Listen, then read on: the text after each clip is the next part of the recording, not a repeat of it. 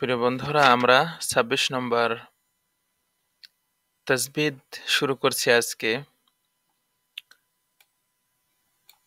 ২৬ নম্বর তাজবিদে আছে ওয়াকফে মুআনাকা। শুরুতেই আমরা একটা দম ফেলিবার জায়গা সম্বন্ধে জানব, একটা ওয়াকফা সম্বন্ধে। একে অপরের সাথে মিলিত হওয়া, এই মুআনাকা ওই যে মুসাফা মুআনাকা করি না, তো ওখান থেকে মুআনাকা একে অপরের সাথে সাক্ষাৎ করা, মুলাকাত করা, ঠিক আছে। ৩-৩ ফুটা ওয়াকফে মুআনাকা, দুই জায়গার যে কোনো এক জায়গায় দম ফেলানো যাবে। এই যে দেখুন ৩-৩ ফোঁটা, এই ওয়াকফাটার নাম হচ্ছে ওয়াকফে মুআনাকা। ওয়াকফে মুআনাকা,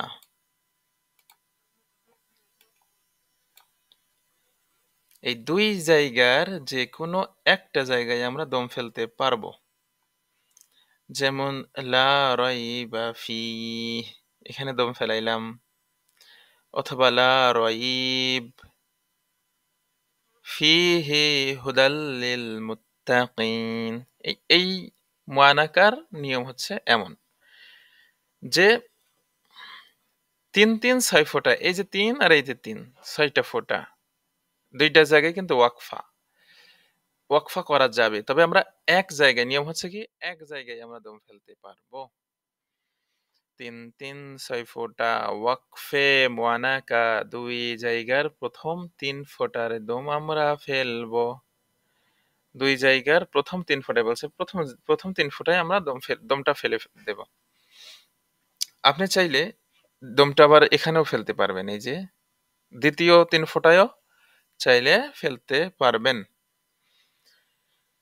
তো ওয়াকফা এটা সহজ, আমরা বেশি সময় এখানে দিচ্ছি না। দেখুন, লাম আলিফ জবর লা, মাদে জবরের বামে খালি আলিফ, এক আলিফ মাদে আসলি, র লাগবে এর সাথে রই।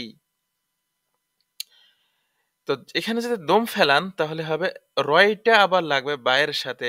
ইয়া সাকিন ডাইনে জবর হারফেলিন, পূর্বে পড়ছিলাম ইয়া সাকিন ডাইনে জবর হারফেলিন। এখন হারফেলিনের পরে এখানে যদি দম ফেলাই তাহলে জবর রয়েছে, জবর থাকলে দম ফেলালে আর্ধে সাকিন হয়ে যায়। আর নিয়ম ছিল হারফেলিনের পরে যদি আর্ধে সাকিন হয় তাহলে দুই আলিফ মাদে লিন হয়। তাহলে এখানে দুই আলিফ আমরা টানবো, লা রয়িব। কিন্তু যদি আমরা দম না ফেলাই তাহলে আমরা বা জবর বাও পড়ে যাব। তাহলে কি হবে, লা রয়, এবার বা জবর বা, রয়িবা, লা রয়িবা। ফাইয়া জের ফি, জেরের বামে ইয়া সাকিন, এক আলিফ মাদে আসলি। এখন আমরা দম এখানে ফেলবো কারণ প্রথমটাতে আমরা দম ফেলি নাই, তাহলে দ্বিতীয় ৩ ফোঁটায় আমরা দম ফেলতে হবে। এখন ফাইয়া জের ফি, মাদে আসলি, মাদে আসলির পরে দম এখানে ফেলালে জের আছে, দম ফেলিলে আরদি সাকিন হয়ে যায়। তো ফি টেনে হাই লাগবে, ৩ আলিফ মাদে আরদি। তাহলে ফি, লা রাইবা ফি, হ্যাঁ, লা রাইবা ফি। এই হচ্ছে এই মুআনাকার নিয়ম, ওয়াকফে মুআনাকার নিয়ম। অথবা লা রাইব ফিহি হুদাল লিল মুত্তাকিন। হুদাল, হু, এই যে এই দেখুন জিয়াদা অক্ষর একটা আসছে, ইয়া। হা পেশ হু, দাল দুই জবর দান হয়তো, কিন্তু নুন সাকিনের পরে লাম আছে। লাম হলো ঈদগমের অক্ষর, তো নুন সাকিনের ঈদগাম লামে করলো ঈদগাম। আর এই প্রত্যেক তানবিনের পরে যদি অক্ষরে, তানবিনের পরের অক্ষরে যদি তাসদিদ থাকে, তাসদিদ, এই যে তাসদিদ রয়েছে, আপনারা উচ্চারণটা করে সরাসরি ওই তাসদিদের অক্ষরে যোগ করে দিবেন। যেমন হু দান হইতো, কেন দান আর হবে না, হু দাল, হু দাল। লামজার লিলি লাগবে লামের সাথে লিল, মিম পেশ মু লাগবে তার সাথে, মুত্তা যাবত্তা। কফ ইয়াজির কি, আর মাদে আসলি, মাদে আসলি পরে আর দি সাকিন, ৩ আলিফ মাদে আরজি। তাহলে কিন, হুদাল লিল মুত্তাকিন। কোরআনের আয়াতগুলো কিন্তু চলে আসছে, যেহেতু আমরা অনেক দূর পড়ে ফেলেছি এই কারণে। তো একসাথে পড়লে হবে লা রাইবা ফিহ হুদাল লিল মুত্তাকিন। আশা করছি আপনারা ওয়াকফে মুআনাকা বুঝতে পেরেছেন। আসুন আমরা ২৭ নম্বরে তাজবিদেরটা দেখি। ২৭ নম্বর তাজবিদে রয়েছে র পড়ার ২ নিয়ম, পাতলা আর মোটা। র এর ওপর জবর পেশ, র হরফ মোটা। ওই যে লামে আল্লাহর নিয়ম পড়ছিলাম, লামে আল্লাহর ওখানে জবর পেশে করছিল মোটা আর জেরে করে পাতলা।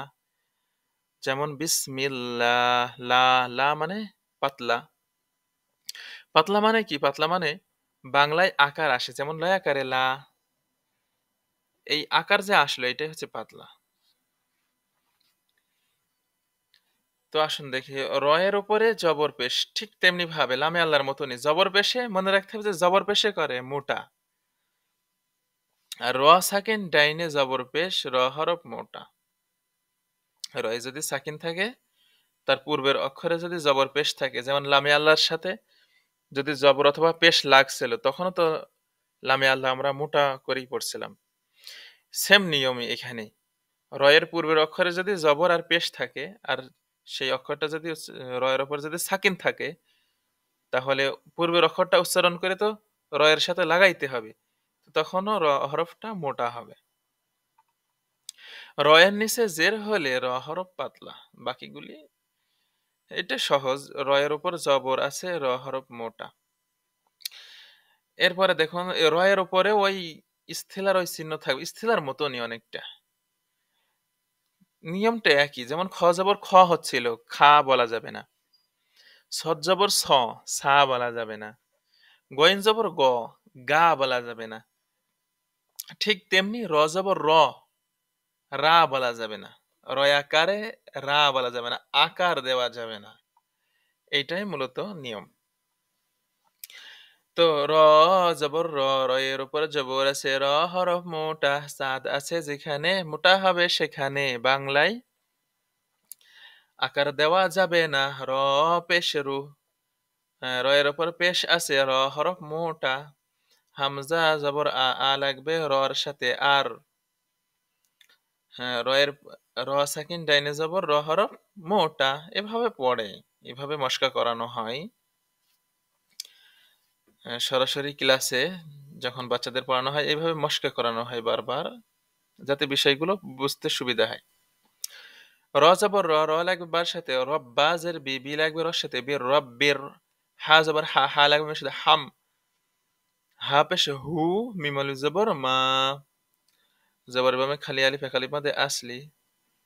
রব্বির হামহুমা, রব্বির হামহুমা, রব্বির হামহুমা।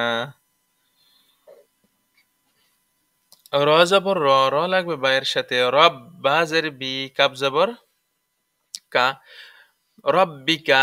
তো রাব্বিকা বলা যাবে না, রে আকারে রা বলা যাবে না। এটাই হচ্ছে পড়া, যে র আকারে রা বলা যাবে না, র বলতে হবে, বাংলায় আকার দেওয়া যাবে না।